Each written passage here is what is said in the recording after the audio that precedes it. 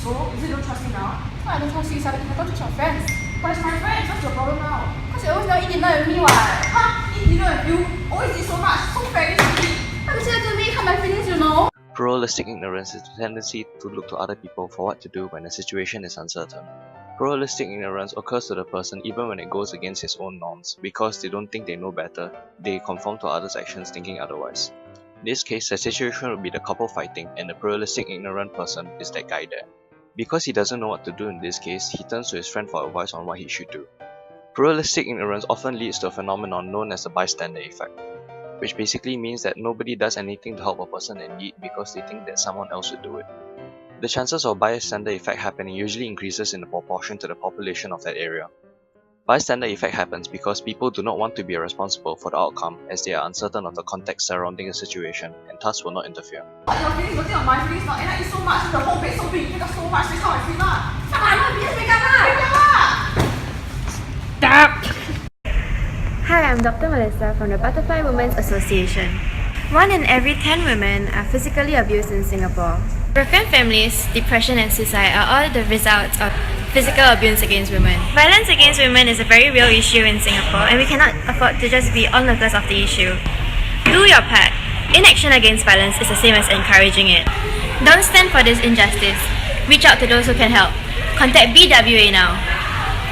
Expert power refers to power one has due to expertise over a certain field. People can also have expert power over others if they claim to know how to gain the required expertise. In this case, we have Dr. Melissa speaking about the woman abuse in Singapore.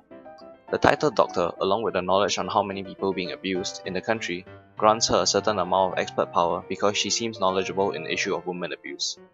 The title doctor is also an important factor in creating referent power, which is the power to command a certain amount of respect from others.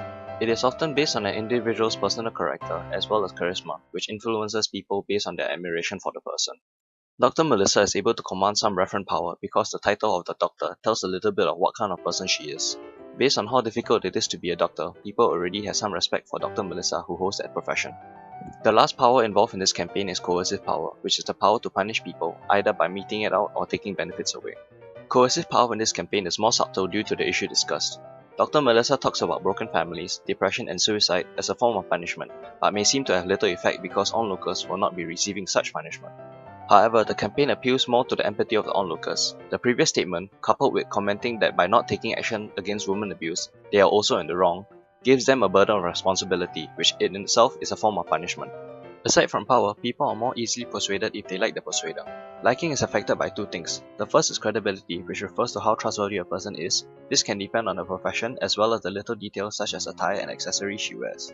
The other is involvement. If we are more involved in a topic, like having a personal stake, the likability of the person then becomes irrelevant, because we become more calculative of the outcome of the behavior. Disliking a person can also cause our attitude to change. If someone we don't like tells us to do something, we tend to change our attitude towards the behavior.